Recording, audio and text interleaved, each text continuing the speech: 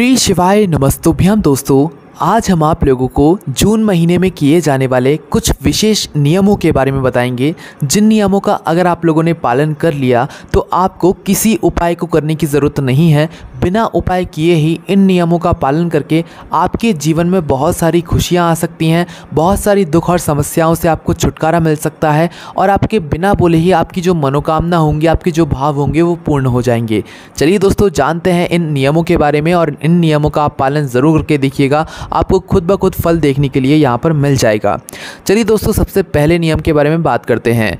दोस्तों, आप लोग जब शिव जी के मंदिर जाते हैं शिव जी पर जल चढ़ाने के लिए, उस स्थान पर आप लोग कुछ गलतियां करते हैं। उन गलतियों को आज से ही बंद कर दीजिए, जिससे कि भगवान शिव जी का पूर्ण रूप से आशीर्वाद आपको मिल सके।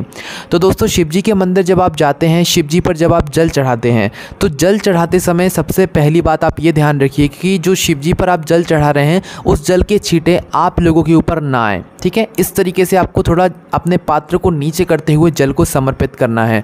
उसके बाद में दोस्तों, जो आप जल पात्र लेकर गए हैं वो कभी भी भगवान शिव जी की शिवलिंग से टच नहीं होना चाहिए। जिस पात्र से आप जल चढ़ा रहे हैं शिव जी को, वो पात्र शिव जी से कभी भी टच आपको नहीं करना है, ऊपर से ही आपको जल चढ़ाना है ना।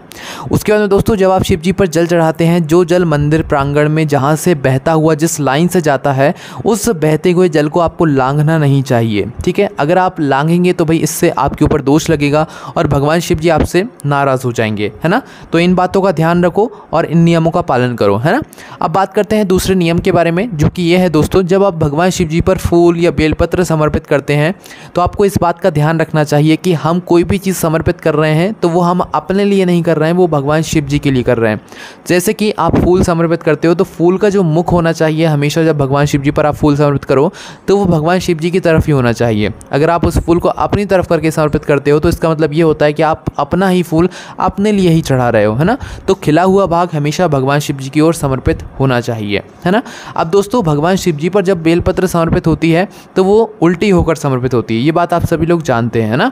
पर नंदी बाबा पर जब बेलपत्र समर्पित होती है वो सीधा होकर समर्पित होती है, ये बात आप लोग ध्यान रखिएगा, है ना। चलिए अब बात करते हैं अगले विशेष नियम के बारे में। तो वो नियम ये है कि दोस्तों, अगर आप भगवान शिव जी के मंदिर में कोई दीपक लगा रहे हैं तो सबसे अच्छा जो दीपक रहता है वो आपके घर का दीपक रहता है, जो आप अपने घर के आटे से बनाकर लेकर जाते हो।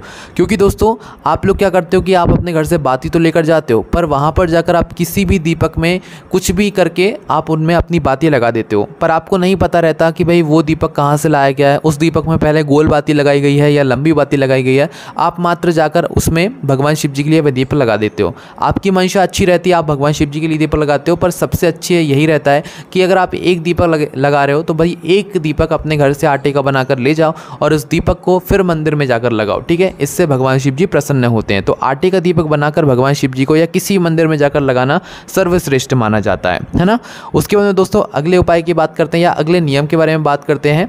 दोस्तों, पंचामृत के बारे में आप सभी लोगों ने सुना होगा। पंचामृत में 5 चीज़ें होती हैं: दूध, दही, घी, शक्कर और शहद। ठीक है, इन 5 चीज़ों को आप लोग एक साथ समर्पित करते हैं तो आपके बहुत फलों की प्राप्ति होती है। पर क्या आप लोग जानते हैं कि अगर आप लोग इन पंचामृत की सामग्रियों को अलग अलग करके समर्पित करते हैं तो भगवान शिव आपको किन किन चीज़ों की प्राप्ति कराते हैं वो हम आप लोगों को बता देते हैं। आप चाहें तो नियमों का पालन भी कर सकते हैं। ठीक है, सबसे पहले जो चीज़ आती है पंचामृत में वो आती है दूध। अगर आप लोग मात्र दूध भगवान शिव जी पर समर्पित करते हैं, आपके घर में संतान नहीं है, आपको चाहिए कि संतान की वृद्धि आपके घर परिवार में हो, आपके कुल में हो, तो उस स्थान पर आपको मात्र दूध भगवान शिव जी पर समर्पित करना चाहिए। ठीक है, सिर्फ दूध, और साथ में आप जल भी समर्पित कर सकते हैं।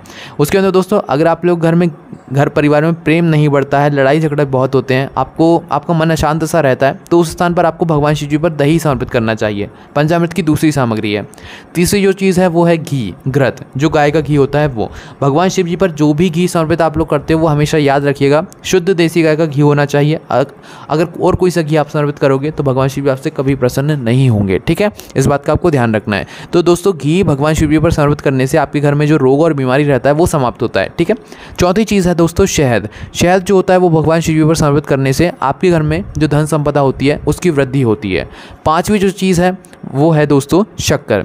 शक्कर अगर आप लोग अपने मतलब भगवान शिव जी पर समर्पित करते हैं अकेली शक्कर को, तो इससे आपके घर में जो बच्चे रहते हैं वो बच्चे अपने जीवन में आगे बढ़ते हैं। अगर वो बच्चा ज़िद्दी रहता है, आपकी बात नहीं सुनता है, तो वो बात सुनना शुरू कर देता है। ठीक है, ये हैं 5 चीज़ें जो पंचामृत में मिलाई जाती हैं और इन पंचामृत की चीज़ों को अलग अलग चढ़ाने का ये महत्व होता है। तो अपने हिसाब से देख सकते हैं इनको, है ना।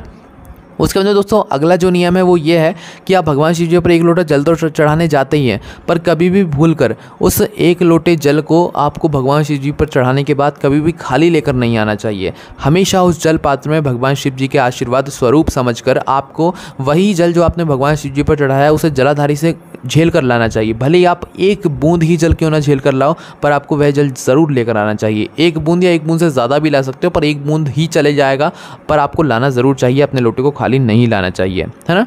उसके बाद में दोस्तों जब आप लोग कहीं पर भी मंदिर में या अपने घर में आरती करते हैं और उस आरती में अगर आपने कपूर जलाया है तो दोस्तों उस स्थान पर भी आप लोगों को एक नियम का पालन करना चाहिए। जब आप लोग भगवान शिव जी की पूजन आराधना कर रहे हो, अपने घर परिवार में आराधना कर रहे हो तो और आप आरती कर रहे हो, उसमें आपने कपूर रखा है, तो वह कपूर की थाली जब तक आपको नीचे नहीं रखनी है जब तक वह कपूर पूर्ण रूप से जल ना जाए। अगर आपने वह थाली को मतलब नीचे रख दिया और कपूर जल रहा है तो भाई इससे आपकी शायद आरती पूरी ना मानी जाए। तो इसलिए आपको ध्यान रखना है जब आपने अपनी आरती की थाल में कपूर जलाया है तो उस कपूर को पूरा जल जाने दें, उसके बाद ही उस थाली को ज़मीन पर रखें, है ना। इस बात का ध्यान रखिएगा। उसके बाद दोस्तों अब ये जो हम बात बता रहे हैं ये माताओं बहनों के लिए बहुत ही ज़्यादा विशेष है। वैसे तो सभी नियम माताओं बहनों को बहुत विशेष रूप से सुनना चाहिए, पर ये नियम वो लोग ज़्यादा ध्यान से सुने, ठीक है। सबसे पहली बात दोस्तों, जो घर की माताएं बहनें होती हैं उनको ब्रह्म मुहूर्त में उठना चाहिए। वैसे ऐसा आजकल होता नहीं है, पर कोशिश कीजिएगा जितना जल्दी आप लोग उठ सकें उतना जल्दी उठने की कोशिश कीजिएगा, ठीक है। तो ब्रह्म मुहूर्त में माताओं बहनों को उठना चाहिए और उठने के बाद सबसे पहला काम उनका स्नान का रहना चाहिए। भले ही आप लोग अपने काम करने के बाद, झाड़ू पोंछा करने के बाद आप दोबारा से क्या कर लें, स्नान कर लें, पर उठने के बाद एक माता बहन का जो सबसे पहला काम होना चाहिए वो स्नान करने का रहना चाहिए, नहाने का रहना चाहिए, ठीक है। उसके बाद फिर आप लोगों को काम रहना चाहिए झाड़ू पोंछे का। पहले आप झाड़ू, वैसे कहा जाता है कि भाई दोस्तों आप लोगों को जो है झाड़ू भी लगाना चाहिए तो नहा धोकर लगाना चाहिए, ये ऐसा लिखा गया है, पर ज़्यादातर लोग आजकल नहाने से पहले झाड़ू लगा देते हैं, तो इसमें आप अपने हिसाब से देख सकते हैं। पर बताया यही गया है कि जब आप लोग झाड़ू लगाते हैं तो उसे भी आपको नहाने के बाद लगाना चाहिए, क्योंकि उसमें भी लक्ष्मी जी का वास होता है। ये बात आप सभी लोग जानते ही होंगे, है ना।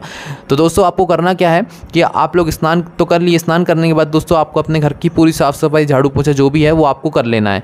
करने के बाद दोस्तों एक बात का आपको यहाँ पर ध्यान रखना है, आपके घर से अगर कोई सदस्य निकल गया है काम पर, जैसे कि आपके पतिदेव या कोई भी आपके घर से जो भी बच्चा है वो पढ़ने के लिए निकल गया है या कोचिंग निकल गया है या घर से कोई काम पर निकल गया है, तो भाई उसके जाने के बाद आपको अपने घर में कभी भी पोंछा झाड़ू नहीं लगाना है, कोई भी साफ़ सफाई नहीं करना है, ठीक है। ये बुरा माना जाता है, क्योंकि आप सभी लोग जानते हैं कि जब घर से कोई चला जाता है उसके बाद ही ऐसे साफ़ सफाई की जाती है। तो इस बात का ध्यान रखिए कि आपके घर से अगर जो मुख्य व्यक्ति है वो चले गए हैं, मतलब कि अपने काम पर चले गए हैं, तो उनके जाने के बाद आपको अपने घर का झाड़ू पोंछा नहीं करना है। इस बात का ध्यान रखिए। अभी तक गलती करते आ रहे थे तो आज से इस गलती को सुधार लीजिएगा, है ना। तो दोस्तों अब जो अगला नियम है वो ये है कि आप अपने घर में जिस झाड़ू से झाड़ू लगाते हैं उस झाड़ू को आपको कहाँ पर रखना चाहिए, कहाँ पर नहीं रखना चाहिए, उन नियमों के बारे में आप लोग ज़रूर सुन लें। ये बहुत ही विशेष रूप है। आप सभी लोग जानते हैं कि झाड़ू में माता लक्ष्मी जी का एक स्वरूप हम लोग मानते हैं, ठीक है, और झाड़ू की जो है विशेष अवसरों पर पूजा भी की जाती है। सबसे पहले हम आपको बताते हैं कि झाड़ू को इन स्थानों पर नहीं रखना चाहिए।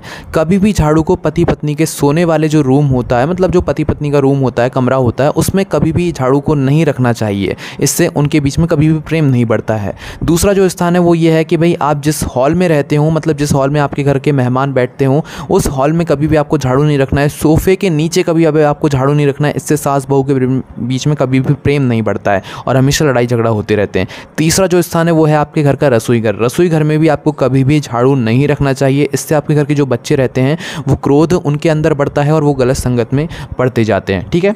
और आप लोगों को अब ये बात भी ध्यान रखनी है कि झाड़ू को हमेशा आपको छुपा कर रखना चाहिए। कहीं पर भी रखें पर झाड़ू को आपको छुपा कर रखना चाहिए, जिससे कि आपकी जो सामान्य नज़र है या जो सबकी सामान्य नज़र है वो झाड़ू पर ना पड़े। अगर आपके घर में एक से ज़्यादा झाड़ू हो तो उन झाड़ुओं को आप एक साथ भी रख सकते हैं, कोई दिक्कत नहीं है। झाड़ू में कभी भी पाँव ना लगे। जब आप झाड़ू लगा रहे हो उस समय भी किसी का पाँव ना लगे, ये गलत माना जाता है। उसके बाद में दोस्तों रात्रि में कभी भी आपको झाड़ू नहीं लगाना चाहिए, ना ही झाड़ू को निकालना चाहिए, ठीक है। अगर ज़्यादा ही दिक्कत हो रही है तो आप झाड़ू लगा सकते हैं, वरना झाड़ू को रात्रि में लगाना बिल्कुल ही मना किया गया है इन नियमों के अनुसार, है ना। आपको इस नियम का विशेष रूप से आपको पालन करना है और झाड़ू की ये बात हमेशा आपको ध्यान रखना है, ठीक है। चलिए अब बात करते हैं अगले नियम के बारे में। अब दोस्तों अगला जो नियम है ये माताओं बहनों के लिए विशेष रूप से आप लोगों को सुनना चाहिए। तो दोस्तों 4 बजे से लेकर 7 बजे का जो समय रहता है शाम का, ये प्रदोष काल का समय रहता है, आप सभी लोग जानते होंगे। और इस समय के बीच में भगवान शिव जी कभी भी आपके घर पर आ सकते हैं, क्योंकि शाम के 4 बजे से लेकर 7 बजे के जो बीच का समय होता है ये भगवान भोलेनाथ के भ्रमण का समय होता है। तो इस समय के बीच में आपको क्या क्या नहीं करना चाहिए ये आप लोग सुन लीजिए। अन्यथा अगर आप लोग ये काम करते हुए दिख गए और भगवान शिव जी उसी समय आपके घर पर आ गए तो भाई इससे आपके घर के ऊपर, आपके ऊपर बहुत बुरा प्रभाव पड़ सकता है। और शाम के समय ये काम करने भी नहीं चाहिए। सबसे पहला काम है, शाम को 4 बजे से लेकर 7 बजे के बीच में आपको अपने घर का कभी भी झाड़ू नहीं लगाना चाहिए, ठीक है, झाड़ू नहीं लगाना चाहिए। उसके बाद दोस्तों जो माताएं बहनें रहती हैं उन्हें कभी भी अपने इस शाम के समय के बीच में चूड़ी और बिछिया नहीं पहनना चाहिए, ना ही चूड़ी ना ही बिछिया उन्हें पहनना चाहिए। उसके बाद दोस्तों कभी भी जो है सिंदूर नहीं लगाना चाहिए इस समय के बीच में, शाम के समय के बीच में माताओं बहनों को, है ना। अगली जो नियम है वो ये है कि आपको कभी भी इस शाम के समय के बीच में बाल नहीं उछना चाहिए, कंघी नहीं करना चाहिए, है ना। इस बात का आपको विशेष रूप से ध्यान रखना है। कभी भी आपको शाम के समय में चौखट पर नहीं बैठना चाहिए, अन्यथा इससे आपके ऊपर कुछ गलत प्रभाव पड़ सकता है। तो ये आप लोग बातों को ध्यान रखिए। शाम के समय में इन बातों को करने से बिल्कुल ही आप लोग मतलब छोड़ दीजिए। अन्यथा बहुत सारे लोग करते हैं, झाड़ू भी लगाते हैं, चूड़ी बिछिया भी पहनते हैं, सिंदूर भी लगाते हैं, बाल भी कंघी भी करते हैं, चौखट पर भी बैठते हैं, तो इससे उनके जीवन पर बहुत गलत प्रभाव पड़ता है। तो आपको इन बातों का ध्यान रखना है। उसके बाद दोस्तों जो अगला नियम हम आपको बताने जा रहे हैं ये बहुत ही विशेष है और आप लोगों को इस नियम का पालन ज़रूर करना चाहिए। तो दोस्तों जब भी आप लोग अपने घर से बाहर निकलते हैं तो हमेशा आपको अपने घर के मंदिर जो आपके घर का में रहते हैं, जहाँ पर आपके लड्डू गोपाल बैठे हुए होते हैं, तो हमेशा आपको अपने घर से बाहर निकलने से पहले अपने घर के मंदिर में आना चाहिए। और मंदिर में आने के बाद आपको अपने घर के भगवान जी से बोलना चाहिए कि भगवान जी हम इस काम के लिए बाहर जा रहे हैं, तो क्या आप हमारे साथ चलेंगे। और अगर आप किसी विशेष काम से जा रहे हैं तो आप भगवान जी से आशीर्वाद लीजिए और भगवान जी से पूछकर चलिए कि भगवान जी आप हमारे साथ चलिए, या तो आप हम पर अपनी कृपा दृष्टि हमेशा बनाए रखिएगा। ऐसे आपको भगवान जी से हमेशा प्रतिदिन अपने घर से निकलते समय अपने भगवान जी से मिलकर जाना चाहिए। अन्यथा भगवान शिव जी के सामने अगरबत्ती लगाकर जाना चाहिए, भगवान जी के सामने धो देकर जाना चाहिए। इससे भगवान जी की कृपा आपके ऊपर हमेशा बनी रहती है और आप जहाँ पर भी जाते हैं आप सुरक्षित रहते हैं और आप जिस काम के लिए जाते हैं आपका वह काम भी ज़रूर सफल होता है। तो दोस्तों ये वो सारे नियम थे जो कि आपको अपने जीवन में अपनाना चाहिए। इन नियमों का अगर आप लोग पालन करते हैं तो आपको किसी उपाय को करने की ज़रूरत नहीं है। आपका जीवन में हमेशा आप संतुष्ट रहेंगे, आप खुश रहेंगे। आपको कोई भी समस्या आती है तो आप उनसे कमेंट करके पूछ सकते हैं और यही सारी जानकारी आप हमारी वेबसाइट भोलेनाथभक्ति.com पर जाकर आराम से बैठकर पढ़ सकते हैं। कोई भी आपको वहाँ पर समस्या आती है कमेंट करके पूछ सकते हैं। ओम नमः शिवाय, जय भोले बाबा श्री शिवाय, नमस्तुभ्यम।